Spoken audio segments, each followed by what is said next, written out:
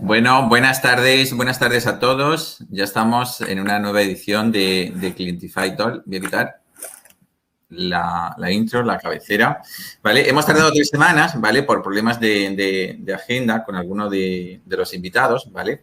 Pero ya sabéis que este espacio normalmente se emite cada 14 días, cada viernes. Pues estamos dando a conocer todos nuestros partners, todos nuestros clientes que están detrás de la herramienta de Clientify para que podáis aprender de la experiencia que ellos están teniendo, ¿no? En la utilización de la herramienta. Yo hoy me he venido a la oficina porque quiero estar fresquito y tenemos a Cristian Hernández en la otra punta, en el otro hemisferio. Nosotros estamos en Almería, Cristian está en Chile pasando frío. Nosotros a 39 grados. ¿Cómo estás tú, Cristian? Nosotros a 19 grados. 19, bien fresquito. Buenas tardes, Cristian, y gracias por acudir a la llamada de Clientify Talk. Hola, muy buenas tardes. De hecho, gracias por la invitación. Y nada, de hecho, entretenido en la previa, de hecho, que estábamos conversando, así que... Sí, hemos descubierto en la previa que incluso tenemos cosas en común porque, bueno, yo hice en mis inicios, en mi adolescencia, durante 4 años, estuve haciendo radio y resulta que Cristian, su primer emprendimiento viene del mundo de la radio, llegando a tener hasta 3 radios, ¿no? No sé si eran distintas o eran 3 sedes de la misma empresa. Cuéntanos un poco tu historia. En el fondo era la misma empresa con 3 estaciones en distintas ciudades. De hecho, la primera fue en Coronel, que es mi ciudad natal, que es una ciudad casi 600 kilómetros al sur de Santiago, de donde vivo actualmente. La segunda en otra ciudad un poco más al sur, que es Lebu, y la tercera en Los Álamos. Así que fue bien entretenido, de hecho, ese periodo, sobre todo desde la perspectiva de emprender y ser hombre orquesta. Hacíamos la grabación, la producción, la edición, el programa, la grabación de Google. Estamos hablando de los años 90, ¿no? Cuando estaba todo el apogeo de la radio, realmente. 2000. En el año 2000, vale. Bueno, sí. ¿Y cómo ves ahora la evolución de la radio, no? Porque ahora el podcast, que es como la evolución, pero no termina de cuajar. La radio tampoco está muerta del todo. Todo el mundo daba por hecho, por los nuevos medios de comunicación, la radio muerta y realmente no se ha sabido adaptar también. Yo creo que la radio, de hecho, como medio no va a acabar, independiente del podcast, que finalmente viene a ser lo mismo que ocurre con el streaming en cuanto a la posibilidad de poder escuchar el programa o lo que tú quieres, cuando tú quieras, donde tú quieras y a través del medio que tú quieras. Pero la radio per se, como medio, creo que es un medio muy difícil de que pueda ser opacado. De hecho, hay encuestas, por ejemplo, en Chile que... como medio la radio es, o como entidad propiamente tal, la radio es el medio más creíble de todos como medio de información, aparte que tiene un nivel de interacción que es súper potente porque tenéis la posibilidad de pedir discos, hacer llamadas al aire, participar en concursos y múltiples acciones, de hecho, que te permiten finalmente interactuar con la gente, no solamente, de hecho, ser un mero receptor de contenido, sino de generar contenido. Y creo que eso, la radio, a diferencia de lo que es la televisión, tiene mucha más tendencia a ser muy hacia lo interactivo con el usuario o con el receptor del mensaje, porque podéis interactuar, podéis intercambiar opiniones. Hay muchos programas donde están los llamados al aire, donde el auditor puede, de hecho, opinar respecto a un determinado tema. Entonces, creo que como medio, la radio es como el paso previo a lo que fue la web 2.0, donde al final de cuentas podíais interactuar con una página web, como las páginas web en los 90, de hecho, ¿cuál era la gracia? Tú entrabas al sitio web y mirabas y observabas el contenido. La web 2.0, tú tenías la posibilidad de interactuar con quien escribe un post, con quien escribe un contenido, y en eso la radio, desde sus inicios, con la incorporación del teléfono incluso, ha sido, de hecho, pionero en esa interactividad con el público, con la audiencia. Sí, es verdad que aunque en la radio te podías comunicar con ellos vía telefónica, ya pues el tema de Radio Fórmula, pues pidiendo, incluso entrando en directo, pero sí que es verdad que su grado de digitalización ha sido, o sea, su canal de comunicación ya es bidireccional en el sentido de que te dan el WhatsApp, te dan las redes sociales, estás interactuando con el locutor al mismo tiempo que él está hablando en la radio. Entonces, al final no es solo un medio, sino es un ecosistema en torno a la radio, claro, en ese sentido. que en el fondo, de hecho, ese ecosistema que se genera finalmente parte de la base de que siempre, de hecho, la radio fue ese interactuar con la audiencia, que no era simplemente, de hecho, una comunicación unidireccional como ocurre con la televisión, que es donde está todo pautado. Tú eres simplemente un consumidor del contenido y tú no tienes posibilidades de interactuar con la televisión porque tenemos una estructura de pauta, etcétera, etcétera, y no hay forma de comunicar. En cambio, en la radio, per se, con la incorporación del teléfono, el llamado al aire, te permitía esa bidireccionalidad en la comunicación y no solamente, de hecho, ser receptor del contenido, sino que también modificador del contenido, de la pauta incluso. Y eso ahí es una ventaja comparativa que tiene la radio versus la televisión, y creo que de hecho ahí como medio tiene muchas más posibilidades de mantenerse en el tiempo que la propia televisión. Y Cristian, cuéntanos, ¿cómo fue tu evolución? Porque empiezas en la radio y terminas aterrizando o fundando, en este caso, Design SEO, no sé si lo pronunciamos bien, SPA. No me pregunté a mí, de hecho yo de inglés soy muy malo pronunciando, así que en el fondo es diseño de SEO. En el fondo, diseño de SEO, SPA. SPA entiendo que en Chile es como la SL española, entiendo, ¿no? SPA significa... claro, en el fondo de hecho es como la sigla, que es como la sociedad por... En el fondo. Okay. A ver, todo parte porque aparte de todo lo que yo hago, escribo poesía. Entonces, recuerdo que tiene que haber partido 2003, 2004, que mandé a hacer mi sitio web como poeta. Yo diseño páginas web desde el año 98, que fue mi primera página web que diseñé en la época de Laicos, cuando te entregaban... Muy precoz, o sea, Internet, el punto de inflexión de Internet es el 94. O sea, tú en 2000, o sea, 4 años posterior al punto de inflexión, ¿no? Cuando se empieza a globalizar lo que es Internet. Empezó mucho antes, pero de cara al usuario, digamos que fue el año 94 cuando evolucionó.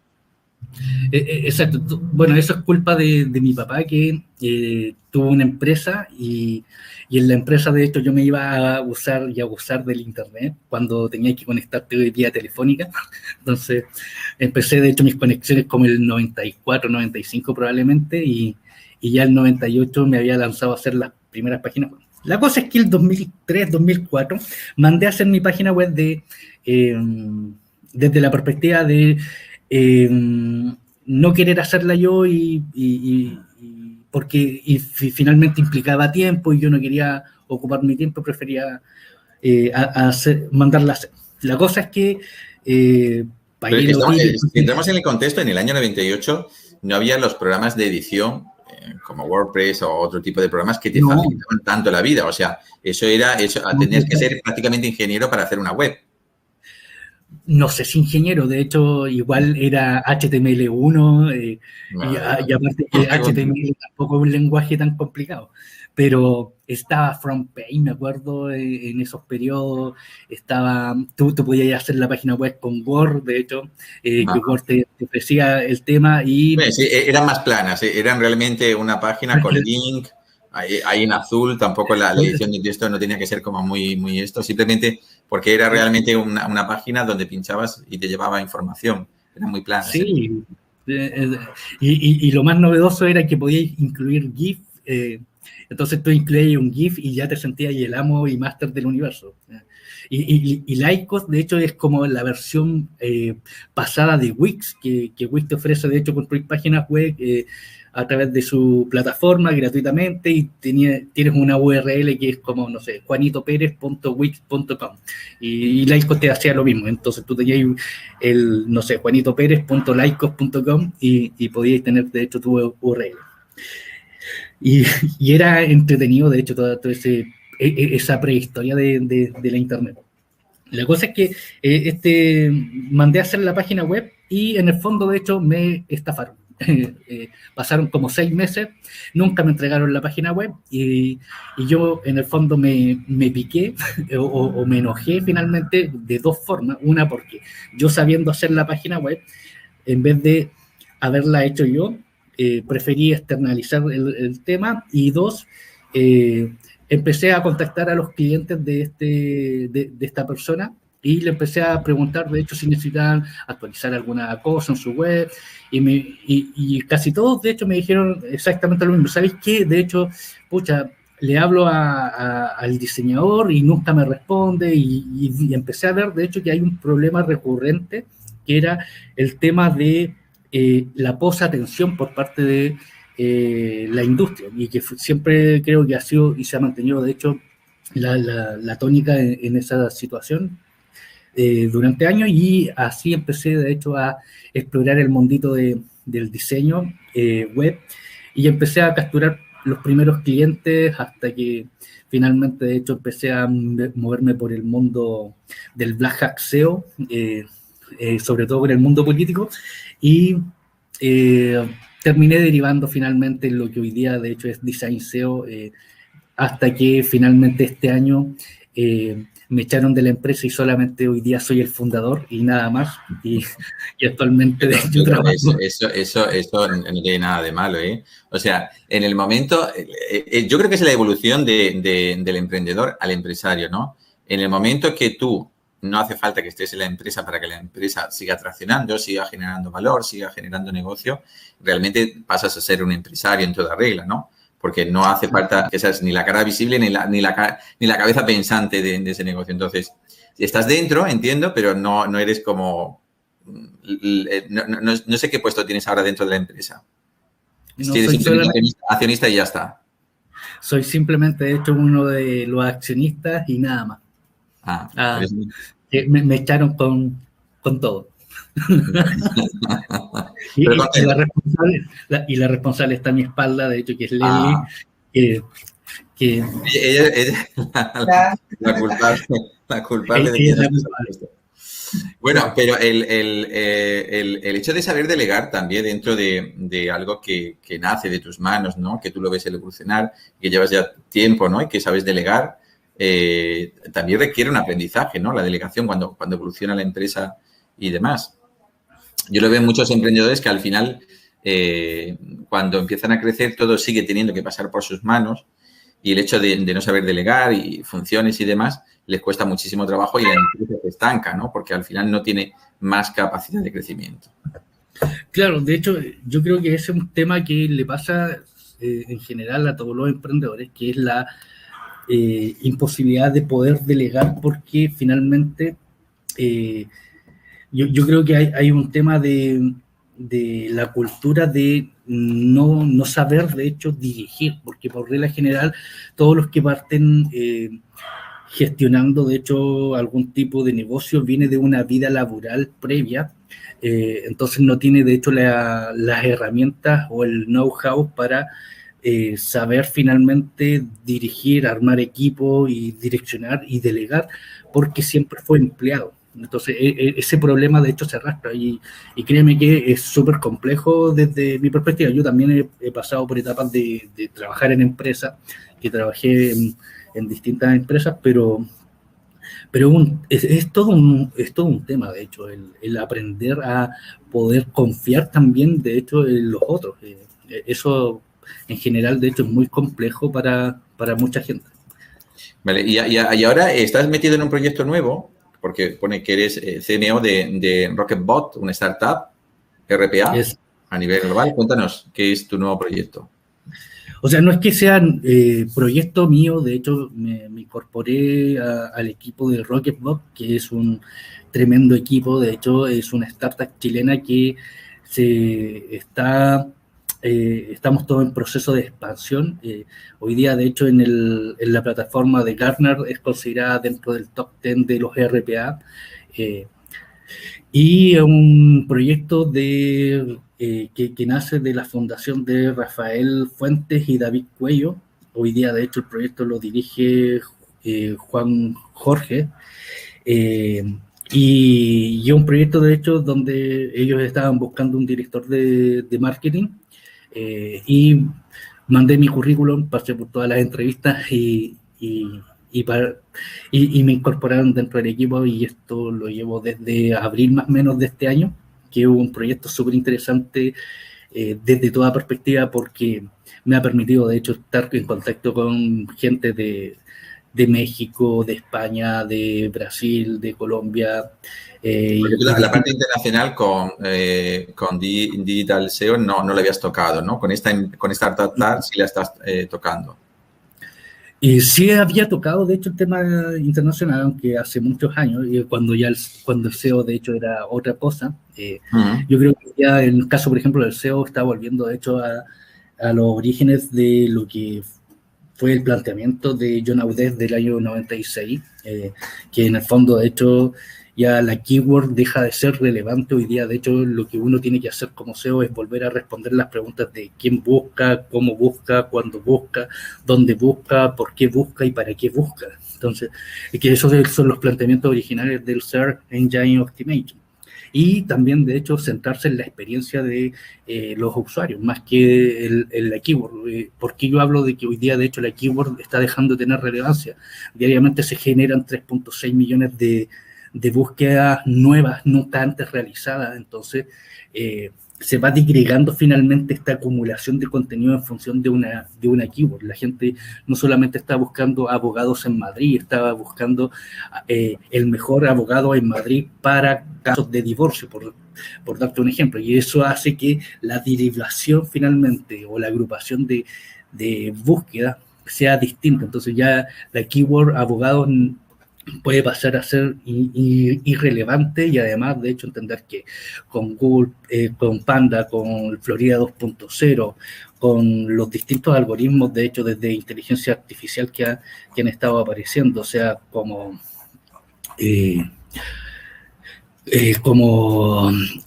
ver, por ejemplo, que ver, de hecho, como algoritmo, lo que está haciendo es procesar e interpretar el lenguaje de manera tal que las etiquetas, no sé, H1, la metadescripción, la etiqueta título, el contenido, de hecho, ya pasen a ser irrelevantes desde la perspectiva de estructura, sino que lo que importa finalmente es cómo yo hago entender al algoritmo que en el caso, por ejemplo, de que yo pueda escribir un artículo que digo la vida de los elefantes y ya no necesito repetir 10.000 veces la palabra elefante, sino que puedo usar paquidermo, mamífero, animales, este animal sudafricano o asiático, etcétera.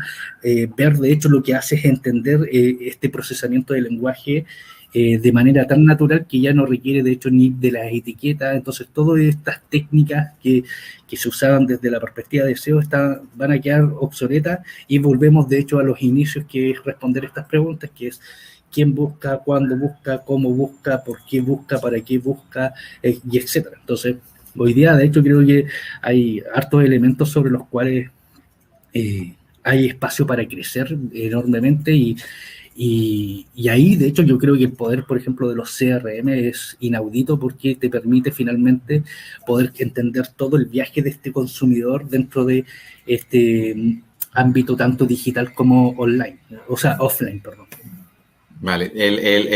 A ti, dentro del marketing digital, lo hablábamos antes, lo que más te gusta, porque tú eres de números, o sea, a ti lo que te gusta son las KPIs, medir, mejorar y plantear la estrategia, ¿no? Dentro de lo que es el marketing digital. Exacto. O sea, si te da bien. Nos contabas un caso antes, ¿no? De cómo no consiguiendo mayor número de clientes, sino que lo que ampliabas es el ticket medio de compra de ese establecimiento, porque al final no daban abasto, ¿no? A nivel logístico no daban abasto, y lo que había que con el mismo pedido pudieran incrementar su facturación sin tener que incrementar los gastos de logística, de reparto. Claro, es que ahí ocurre de repente determinadas premisas que para mi gusto y conforme a los datos son erróneas. Por ejemplo, el creer que si tú aumentas los presupuestos publicitarios vas a finalmente, de hecho, facturar más. Eso no necesariamente puede ser así. Si fuese tan fácil, en plan, oye, si invierto 1.000, facturo 5.000, pero es que si invierto 2.000, voy a facturar 10.000, oye, pues esto, nada más que poner dinero y ya está. Y no es tan fácil, no es tan escalable, ni es tan lineal. No, y aparte que hay variables que muchas veces hay que considerar. ¿Qué pasa, por ejemplo, si mi capacidad productiva, de hecho, si mi capacidad productiva o mi capacidad logística o mi capacidad desde la perspectiva de almacenaje o cantidad de vendedores o atención al público no puedo de hecho cubrirla. Finalmente lo que voy a hacer al aumentar finalmente la cantidad de pedidos es aumentar la insatisfacción del cliente.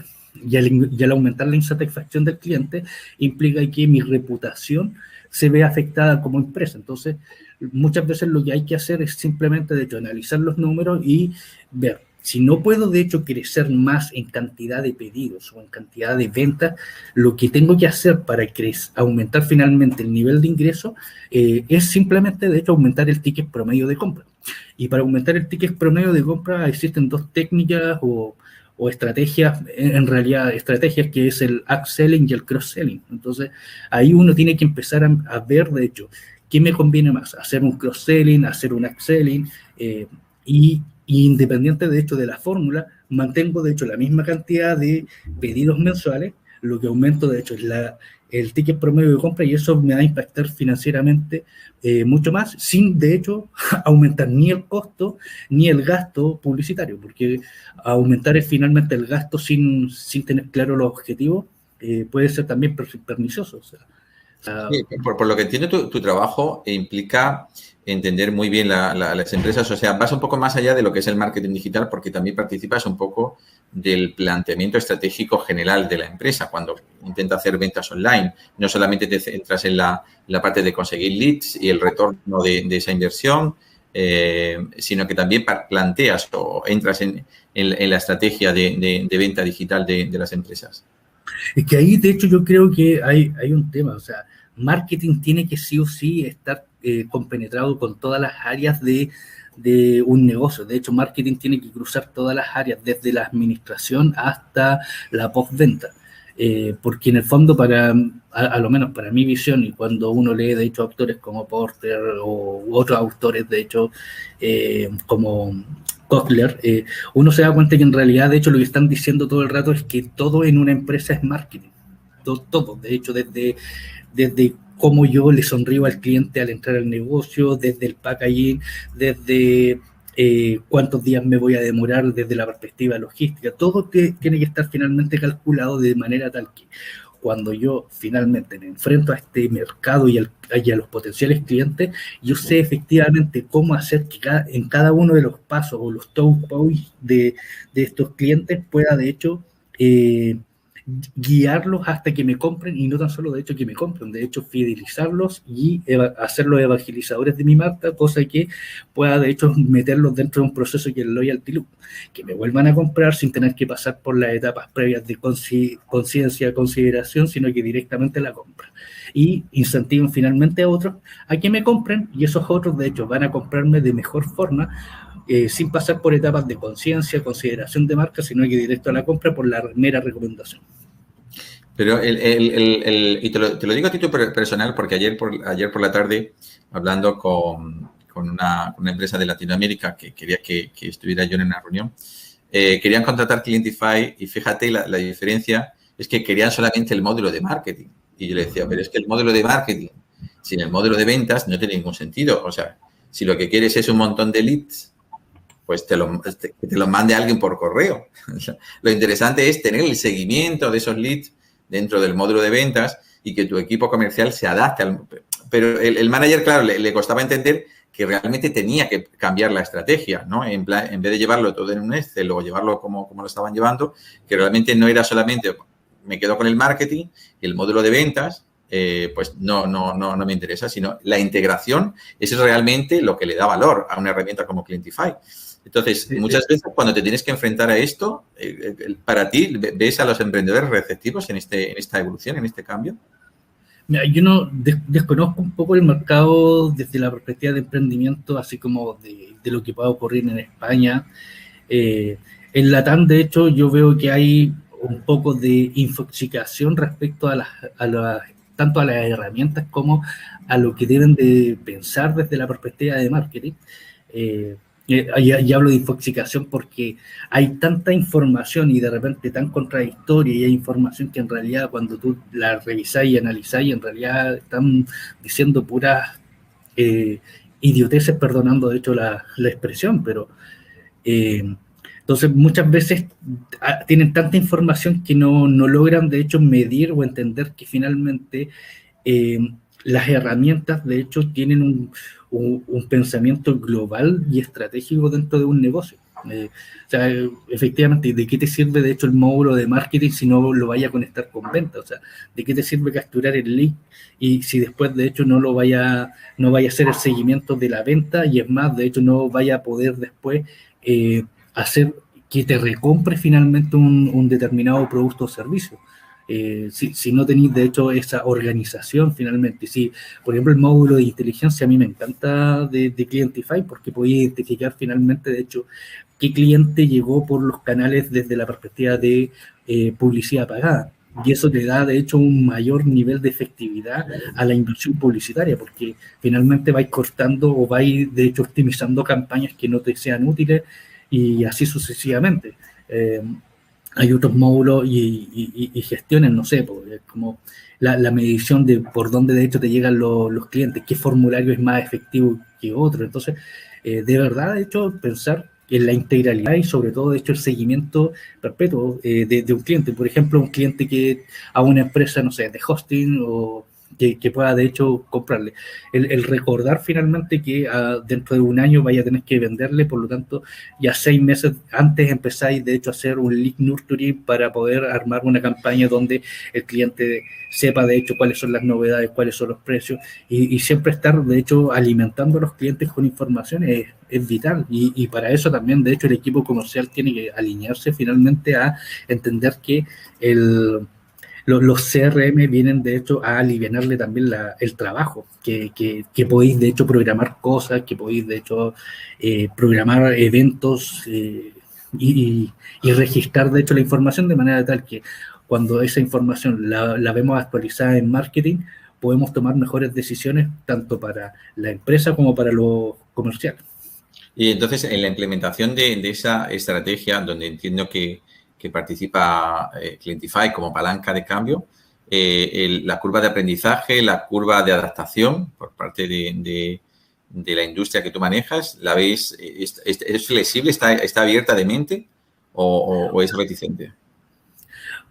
Desde mi perspectiva, yo creo que en general las personas que han adoptado Clientify, de hecho es una herramienta que la encuentran maravillosa. Muchos de hecho venían de otras herramientas CRM, así que no vamos a mencionarla. No somos los únicos en el mercado, evidentemente.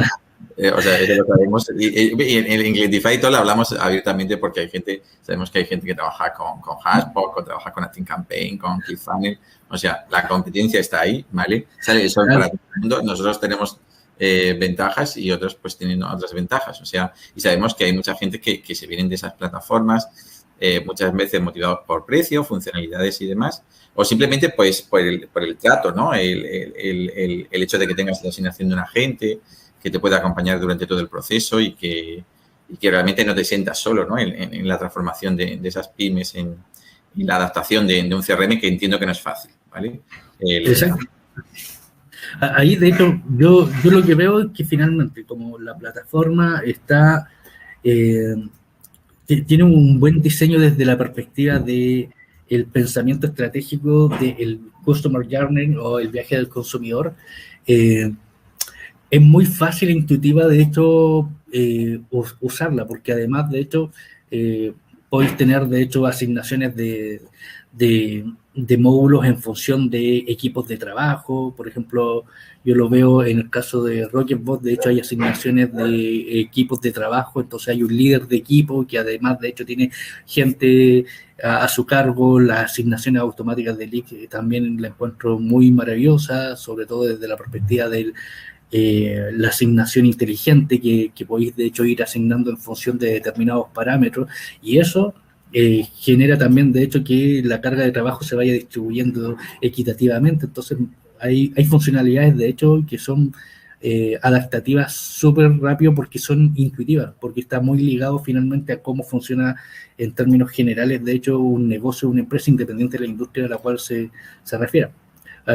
Personalmente no me ha tocado, de hecho, ver, de hecho, alguna gestión, por ejemplo, con el ámbito de algún e-commerce, con Clientify, pero lo que he visto de la perspectiva de las extensiones me parece que está bastante bien diseñada, sobre todo, de hecho, para la recuperación de carros abandonados, etcétera, etcétera. Entonces, es muy intuitivo, de hecho, Clientify. Bueno, ahí te adelanto un poquito que el objetivo de Clientify a nivel interno de herramienta es mejorar un poquito la experiencia del usuario, ¿vale? Ahí estamos. He visto que Tony Tavares, que viene de República Dominicana, pues tenemos un especialista en experiencia de usuario que nos está haciendo un restyling de todo lo que es la herramienta, que bueno, con un poquito de suerte, pues ya sabes que todo esto no es fácil, pues para finales de año pues se le va a dar una vuelta de tuerca a todo esto. Pero bueno, también todas las semanas estamos lanzando funcionalidades nuevas.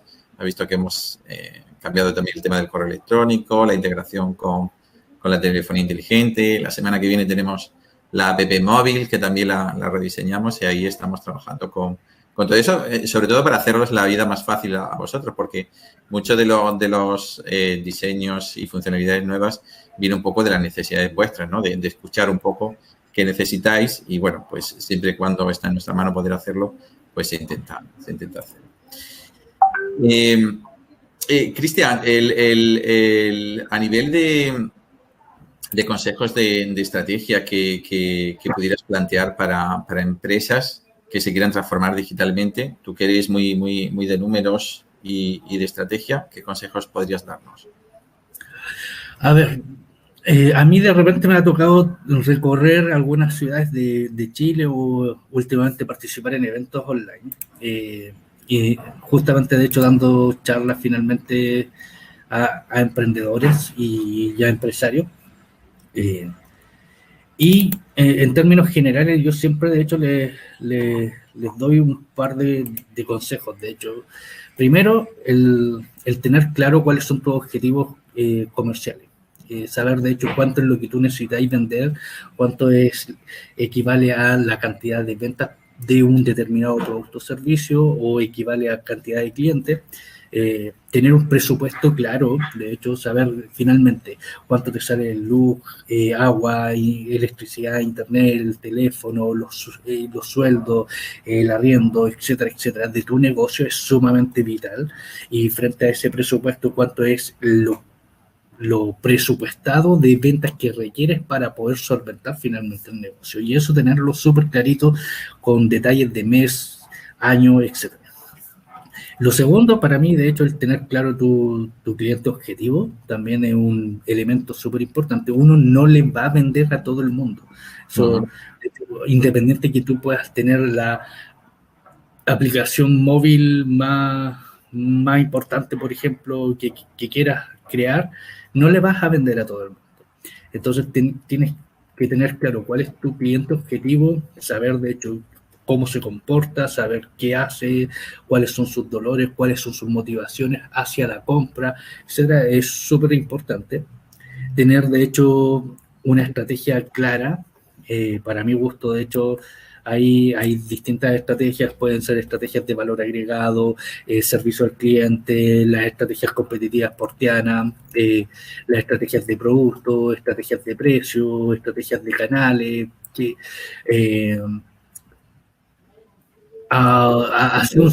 que son complementarias entre sí y algunas son de etapas iniciales, ¿no? Porque la estrategia de precio, basarlo todo en el precio, está bien al principio, ¿no?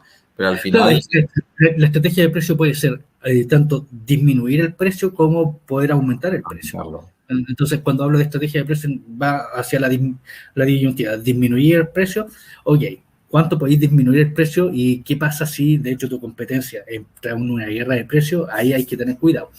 O la estrategia de subida de precio, cuando ya tenéis tan fidelizados tus clientes que finalmente el precio, de hecho, no pasa a ser el motivo por el cual te compran, sino que te compran por otras aristas, como la atención, como la calidad, como, no sé, la respuesta en tiempo, etcétera, etcétera. Entonces, es súper ahí relevante. Y el tema de, en función de esa estrategia, de hecho, ir teniendo claro cuáles son los objetivos comerciales, tener un sitio web, para mi gusto, de hecho, hoy día sí o sí la gente tiene que tener un sitio web.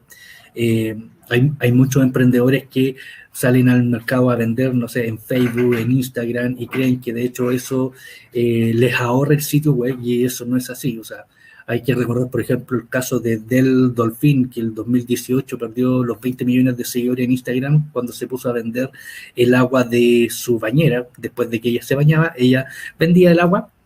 Hay mercado para todo, créanme que hay mercado para todo. Entonces, Instagram de hecho consideró que ella había roto de hecho las reglas de Instagram y le cerró la cuenta. Entonces, las redes sociales no son de los emprendedores, no son dueños ni de los contactos ni de los clientes, no es tu plataforma. Tú simplemente de hecho dependes de que estas plataformas consideren que tú puedas romper o infringir una norma y te pueden eliminar la red social, y perdiste todo el trabajo finalmente de inversión publicitaria en cantidad de seguidores, contenido, etcétera. Entonces, tengan un sitio web, generen experiencia en el sitio web y de hecho hagan seguimiento desde el sitio web con conexiones con el CRM al cliente, cosa de poder tener identificado cada uno de los usuarios que llega al sitio web. Y por último, yo creo que el tema más importante es el tema de la pasión. O sea, si no eres un apasionado de lo que haces, ándate a vivir, de hecho, no sé, a trabajar en una empresa y a odiar el trabajo, pero si vas a emprender y no te gusta lo que estás haciendo, es lo mismo que odiar el trabajo de la oficina o el trabajo que tengas, porque sin pasión finalmente no se mueve el emprendimiento. Si te aburres, si odias lo que haces como emprendedor, estás ahí en un serio problema. Y además, más en las etapas iniciales, que tú lo sabes, que has sido emprendedor, yo también lo he sido, las etapas iniciales no dan dinero, solo dan calentadeos de cabeza, muchísimo sufrimiento y al final o te agarras a que, bueno, es que, vale, no gano, seguramente si estuviera trabajando para una empresa ganaría más dinero que lo que estoy haciendo, pero es que aquí hago lo que me gusta y muchas veces te tienes que agarrar a, bueno, como hago lo que me gusta, aún no ganando lo que yo esperaba, porque tú sabes que las primeras etapas de cualquier emprendimiento, a no ser que llegues y tengas una ronda de financiación donde ya tu sueldo esté garantizado, pues normalmente no suele ser así, sino que al final hay que poner mucha fuerza de voluntad para seguir adelante. Claro, o sea, de hecho, sin pasión, para mi gusto, no hay forma de que el emprendimiento surja, justamente porque en la primera etapa, de lo único que te estás agarrando es que estás haciendo lo que te gusta, que es lo único, es lo único que te mantiene vivo. Así que no gané plata, pero puta que lo pasé bien porque es lo que me gusta. Es verdad. Bueno, y luego la expectativa es que vas a tener a futuro. No gano plata hoy, pero entiendo que la vas a ganar de cara a futuro si todo va bien en ese sentido. Oye, Cristian, pues vamos a dar paso a las preguntas de nuestra comunidad, por si alguno quiere entrar en detalle y preguntarte algo. Y yo preguntarte a ti cómo ves este último semestre del año, porque entendemos que, bueno, en Chile, ¿cómo estáis en Chile con el tema de la pandemia? Porque sí que es verdad que en Latinoamérica se vio bastante afectado. Avanzasteis muchísimo en vacunas, luego disteis un paso hacia atrás, que era un poco lo que está pasando en España, y ahora le perdí un poco la pista, no sé cómo estáis a nivel de virus. Mira, a nivel local, de hecho, a lo menos nosotros ya, a contar del próximo mes, ya empezamos en una fase donde ya empezamos a aperturar. A lo menos la región metropolitana ya estamos en lo que se llama fase 3, que está pues aperturándose proceso paso a paso del comercio. Las restricciones de hecho se levantaron, la vacunación de hecho ha ido bastante potente en el caso de Chile. De hecho, yo estoy vacunado hace más de un mes con las dos dosis de vacuna. De hecho, más o menos hoy día, si no mal recuerdo, según los últimos reportes, casi el 85% de la población ya estaba con una dosis, a lo menos, lo cual de hecho genera que más o menos el 60% de la población ya esté con las dos dosis. Entonces ha avanzado bastante bien. Si bien de hecho uno puede hacer críticas en distintas aristas desde la perspectiva gubernamental, pero en el ámbito de vacunación y cómo se ha enfrentado, creo que el tiempo ha dado la razón a las medidas que se han tomado, que han afectado de hecho mucho a pymes, sobre todo de negocios, el rubro de los restaurantes, hotelería, creo que, y turismo en general, de hecho, se ha visto muy, muy afectado por la pandemia, por las restricciones, pero creo que finalmente, de hecho, vamos bien encaminados. Ahora, el caso de otros países, creo que lo que está ocurriendo en Argentina es un caso bastante fuerte. Lo que ocurre, de hecho, en Venezuela, para qué decir, no desde la perspectiva gubernamental, sino lo que ha sucedido con la pandemia. Entonces, lo mismo el caso de Cuba, de hecho, que al final de cuentas fue la pandemia lo que hizo que la gente empezara a reclamar finalmente por el tipo de medida. Entonces, así que creo que en el caso de Chile estamos como muy en una isla casi paradisíaca comparativamente a los vecinos, ni hablar de Brasil, de hecho, que tampoco han estado... Sí, bueno, que negaron un poquito. Entonces, y a nivel de digitalización, entiendo que como ha pasado en todas partes, y no creo que Chile sea una excepción, también ha impulsado que muchas pymes se tengan que transformar digitalmente y donde no contaban con un e-commerce o con la posibilidad de vender online, hayan tenido que evolucionar, ¿no? ¿Crees que eso se afianzará o se dará un paso hacia atrás? Yo personalmente creo que no... A ver, hay que entender, de hecho, que la digitalización no solamente, de hecho, con el ámbito de tener o no un sitio web, sino que implican, de hecho, muchos procesos más internos de una empresa. La adopción, por ejemplo, de sistemas como ERP, CRM son tremendamente relevantes para las empresas y creo que en esa tónica va a ir aumentando cada vez más. De hecho, las empresas van a ir hacia una digitalización. Latinoamérica en general, de hecho, no está tan bien digitalizada, si bien los datos son relevantes. El 87% de los tomadores de decisiones de empresa consideran que es prioritario la digitalización, pero sin embargo seguimos, de hecho, teniendo una tasa de digitalización del 25% en Latinoamérica. En Chile, de hecho, tenemos una tasa de digitalización. Pero es una oportunidad realmente, porque al final el claro ejemplo, y hablando de empresas, por ejemplo, Mercado Libre, que nació en Argentina, es un ejemplo de cómo algo que parecía que no iba a llegar, que era el Amazon latinoamericano, al final llegó, pero porque se supo adaptar muy bien al mercado local. O sea, sí que es verdad que la gente pues no deja su tarjeta, o no dejaba, ya eso está cambiando, no dejaba su tarjeta de crédito para hacer compras online, pues tenían que adaptarse a que pudieran pagar en un establecimiento físico lo que comprabas online. Había muchos negocios que al final se tenían que adaptar de alguna manera. Ellos supieron verlo, pero al final todo llega. Y lo mismo que, por ejemplo, ha llegado el Amazon latinoamericano, que es Mercado Libre, y luego Amazon está ahí detrás, que está intentando darle el sorpaso, pues pasará con toda la industria, tarde o temprano. No quiere decir que... Entonces, hay muchísimas más oportunidades que en sitios donde, por ejemplo, hacerle sombra a Amazon en España, ya te digo yo, no sé quién lo va a hacer o qué, pero... y es envidiable, por ejemplo, que tengáis dos plataformas de marketplace en Latinoamérica, que por ejemplo en Europa no pasa porque solo hay un monopolio, que en este caso pues... Sí. En el caso, por ejemplo, latinoamericano se da, por ejemplo, el tema de las aplicaciones de pedidos de comida. Tienes, de hecho, pedidos ya Rappi, Uber Eats, Tovic, de hecho, que una plataforma chilena. Entonces, tienes, de hecho, múltiples plataformas y en el caso, por ejemplo, de Marketplace, tienes Amazon, tienes, bueno, AliExpress también, de hecho, se metió muy fuerte en el caso latino, Mercado Libre, tienes... Wix, tienes Linio y así una serie de plataformas, entonces hay una diversidad bastante importante y una competencia abismal. De hecho, por detrás se están metiendo Falabella, a pesar de que todavía no logran generar una alta demanda en comparación a otras plataformas. Ripley, de hecho, que es otra empresa que se está metiendo en este mercado. Entonces hay bastante, de hecho...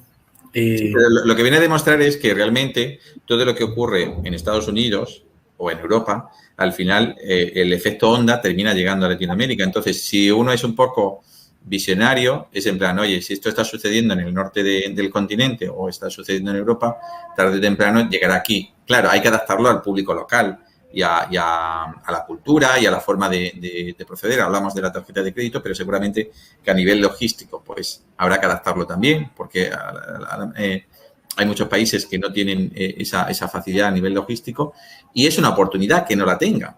El hecho de que los pedidos puedan llegar en 24 horas pues no todas las plataformas en todos los países es capaz de hacerlo. Pues bueno, es una oportunidad de emprendimiento. Todo eso que ocurre en países más digitalizados, al final es una oportunidad, desde mi punto de vista, para toda Latinoamérica, para todo el que quiera entrar en esos campos. Sí, absolutamente. De hecho, ahí, como te comentaba, de hecho, si hoy día Latinoamérica tiene un 25% de digitalización por parte de los negocios, implica que tenía un 75% de mercado posible para poder penetrar. Entonces, hay oportunidades de crecimiento enormes. Ahora, yo personalmente creo que sobre todo la adopción de digitalización, entendiéndola como páginas web, e-commerce, etcétera, va a llegar un momento en donde va a llegar a su tope, y también, de hecho, la gente, cuando se vaya liberando en función de lo que es esta pandemia tipo COVID, va a ir, de hecho, volviendo a la normalidad desde la perspectiva de la compra offline que en el local físico. Pero creo que, de hecho, los negocios van a tener que ir combinando, de hecho, acciones de online con offline, tanto, de hecho, desde la perspectiva de campañas como de digitalización. Hoy día, nuevamente, Facebook, por ejemplo, está tomando fuerza a incentivar, de hecho, el Facebook Wi-Fi. ¿Por qué? Porque, de hecho, te permite tomar datos offline para poder medir finalmente cada uno de el valor de adquisición de un cliente. Entonces, hay herramientas, de hecho, que van hacia integrar finalmente lo online con lo offline, y creo que para allá va el planeta. Esa es mi visión hace a lo menos Sí, unos 5 años. lo que es un sistema híbrido, que tú tengas tu tienda, pero que es esa persona. Porque va en función también de las generaciones. O sea, nosotros pertenecemos a una generación donde estamos en los dos lados, pero ahí las nuevas generaciones pues están mucho más acostumbrados a interactuar con cualquier establecimiento online más que físicamente, y a lo mejor, bueno, pues se sienten más a gusto en ese sentido. Entonces, la evolución, pues, es que estén porque las distintas generaciones que van a convivir van a querer distintos medios de comunicación y distintas formas de comprar. Y, bueno, pues ya el futuro dirá, al final, qué es lo que predomina. O sea, de hecho, yo creo que ahí el futuro de lo que se viene, sobre todo en la tienda física, va a ser una tienda más experiencial, que tiene que ver, de hecho, con ir a probar las cosas, porque no es lo mismo, lo palpable, de hecho, no, el ser humano por antonomasia, de hecho, requiere de palpar las cosas. Porque, de hecho, amamos el iPhone en términos generales, y porque hasta Android, de hecho, empezó a transformarse en un iPhone versión distinta, es porque tenía formas distintas. Sí, bueno, y Apple es el mayor ejemplo. Apple empezó a vender online, 100%, y al final tiene como esas Apple Store que no pretende tanto vender como la experiencia de decir, oye, pues si ha salido, pruébalo, pártelo, testéalo como te dé la gana, y luego ya, pues, ni siquiera hace falta que me compres aquí. Te vas a la tienda online y va y me compras. Y te va a llegar a la casa. Sí, es que las tiendas van a ser experienciales. O sea, sí, bueno, fueron visionarios en el modelo de negocio. Cristian, pues llevamos ya 50 minutos de entrevista. Si te parece bien, vamos a darla por concluido. Agradecerte que hayas acudido a la llamada de Clientify Talk y de haberte conocido en esta entrevista, y haberte dado a conocer, pues, también a la comunidad Clientify, que aprendan un poco de tu trayectoria, de tu visión y de tu estrategia. O sea, de hecho, para mí un gusto y un placer, de hecho, estar con ustedes. Así que, nada, simplemente, de hecho, agradecer por el espacio, y cualquier cosa, de hecho, yo siempre disponible para poder hacer cosas entretenidas. De acuerdo. Pues, comunidad, nos vemos seguimos en agosto en España. La mitad estamos de vacaciones, ¿vale? Pero yo voy a seguir con los Clientify Talk. Así que dentro de 14 días volvemos a estar aquí en este nuevo espacio, conociendo a nuevos emprendedores, a nuevos partners, que nos van a hablar un poco de su visión y de la experiencia con Clientify. Cristian, buenas tardes y nos vemos en otra ocasión. Cuídate, chao, chao. Chao, chao.